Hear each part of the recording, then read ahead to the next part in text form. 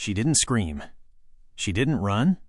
She didn't regret it. What this student said after murdering her teacher stunned detectives. Before we continue, let me take this opportunity to thank you so much for supporting our channel. Just choosing to watch our video means a lot to us.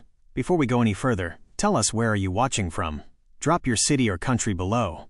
And don't forget to like and subscribe if this is your first time here. The first bell had already rung when the stillness became impossible to ignore. The hallway outside room 214 at Riverside High should have been alive with sound. Lockers slamming, sneakers squeaking against tile, voices overlapping as students rushed to class. Instead, there was only the low hum of fluorescent lights and the faint echo of footsteps somewhere far away. 16-year-old Emily Cross stood frozen outside the classroom door, clutching a worksheet she'd been sent to retrieve. She knocked once. Then again. No answer. When she pushed the door open, the smell hit her first, metallic, sharp, unmistakable. Her eyes followed the trail across the carpet, past scattered papers and an overturned chair, until they landed on the body near the teacher's desk. Ms. Laura Bennett wasn't moving, Emily screamed. Within minutes, the school went into full lockdown. Teachers barricaded doors. Students huddled under desks. Police cars screamed into the parking lot, blue and red lights flashing against brick walls and classroom windows. A teacher had been murdered inside a high school, and whoever did it had vanished. Laura Bennett had been teaching English for nearly 10 years. She believed deeply in structure, routine, and accountability. She believed students rose or fell based on the standards set for them. To colleagues, she was dependable. To parents, reassuring. To most students, strict but fair. She was not the kind of teacher anyone expected to become the center of a homicide investigation. Her classroom was her sanctuary. Posters of classic novels lined the walls. Essays were stacked neatly on her desk, each marked with detailed feedback. She was the kind of teacher who noticed when a student stopped turning in work, when someone's attitude shifted, when silence replaced participation. She believed intervention mattered. What she didn't realize was that one student wasn't just reacting to discipline. She was absorbing it. Natalie Rowe transferred to Riverside High midway through the school year. 17 years old, sharp-eyed, guarded, and already carrying a reputation that preceded her.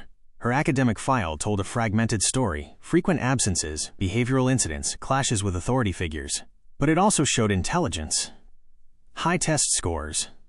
Strong writing ability when she bothered to submit work. Counselors described her as volatile but capable. Teachers described her as unpredictable. Laura Bennett was assigned as Natalie's advisor. From the first meeting, tension was obvious. Natalie challenged rules immediately, questioning deadlines, rolling her eyes during instructions, making comments just loud enough for others to hear. Laura responded with consistency. Warnings. Detentions. Meetings after class. Each consequence tightened something inside Natalie. She began talking about Ms. Bennett constantly, to classmates, to counselors, to anyone who would listen. She accused her of targeting her, embarrassing her, controlling her. She said Ms. Bennett was obsessed with her. Adults dismissed it as projection. Teenage exaggeration. A troubled student lashing out at authority. They didn't see the fixation forming. In the weeks leading up to the murder, warning signs appeared. Quiet ones. Natalie's writing assignments grew darker. Themes of confinement. Power. Retaliation. Her language became sharper, more detached. When Ms. Bennett tried to address it, Natalie shut down completely. Classmates later recalled Natalie staring at Ms. Bennett during lectures, her expression unreadable. One student remembered her whispering, "She thinks she owns us." No one reported it. No one thought they needed to. The morning Laura Bennett died began like any other. She arrived early, coffee in hand, lesson plan ready. She unlocked room 214, turned on the lights, and began arranging papers on her desk. Students trickled in and out of nearby classrooms. The school day was underway. Natalie arrived shortly after first period began. Security footage showed her entering the English wing calmly. No rush, no hesitation. She walked straight toward room 214. She never appeared on camera leaving. Inside the classroom, there were no signs of chaos, no overturned desks, no shattered windows. The struggle, if there was one, was brief. Forensic analysis later revealed the attack was targeted and sustained. Multiple wounds. Close range. No defensive injuries on Natalie. Laura Bennett never had a chance. The violence was personal, and then it was over. When police began searching the campus, fear spread rapidly. Parents flooded the school with calls. News vans arrived before lunchtime. Rumors ran wild. An intruder, a gang attack, a disgruntled outsider. Then, officers found Natalie. She was hiding in a maintenance shed behind the athletic fields, knees pulled to her chest, her clothes stained with blood. When officers approached, she didn't run. She looked up. "Okay," she said. She surrendered without resistance. At the station, detectives prepared for chaos. They expected tears, panic, denial. Natalie gave them none of that. She sat upright at the table, hands folded neatly, eyes steady. When asked if she understood why she was there, she nodded. "I know," she said. When asked what happened, she answered plainly, "I killed her." The room went silent. Detectives asked why. Natalie's response was calm, almost thoughtful. "She kept pushing," she said. "So I stopped it." She described the incident without emotional language. No anger. No sadness. Just cause and effect. She said Ms. Bennett embarrassed her, controlled her, made her feel powerless. "I couldn't breathe anymore," Natalie said. She decided everything. To Natalie, the murder wasn't a loss of control. It was reclaiming it. As the investigation unfolded, the community struggled to reconcile what had happened.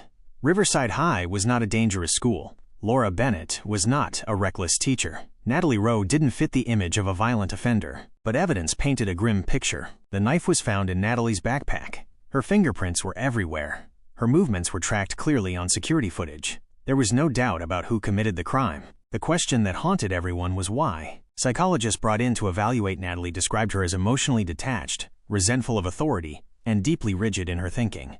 She understood social rules but rejected them when they conflicted with her sense of autonomy. She perceived discipline as domination, one expert explained, and once that belief settled, violence became logical. The lack of remorse disturbed professionals more than the violence itself. Natalie didn't cry for Ms. Bennett. She didn't ask about her family. She asked when she could go back to her room. The trial drew national attention. Parents watched in horror. Teachers sat in the gallery, silent and shaken. The prosecution laid out a clear narrative: fixation, escalation, planning. Natalie had chosen a time when Ms. Bennett would be alone. She had brought the weapon with her. She had remained calm afterward. This wasn't impulsive, they argued. It was intentional. The defense pointed to Natalie's upbringing, instability, emotional neglect, untreated psychological issues. They argued she was a child overwhelmed by pressure, not a monster. But one fact overshadowed everything else. Laura Bennett was dead, and she had died in her classroom. When Natalie took the stand, the courtroom held its breath. She spoke softly, carefully, describing her life in detached terms. She said she felt invisible, controlled, trapped. She described Ms. Bennett not as a teacher, but as an obstacle. When asked if she regretted what she had done, Natalie paused. "I feel lighter," she said. The words rippled through the room. She wasn't celebrating. She was relieved. The jury deliberated for days.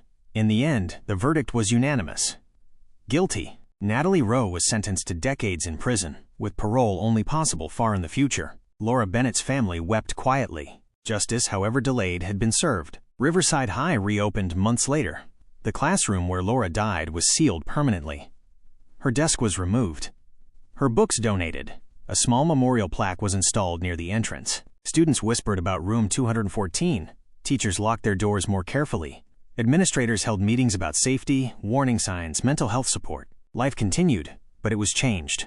Today, the case remains one of the most unsettling examples of violence in an academic setting, not because of brutality alone, but because of how quietly it built. There was no screaming warning, no dramatic breakdown, just a student who felt wronged and decided to end it. It stands as a reminder that authority, when perceived as control, can become something dangerous in the wrong mind.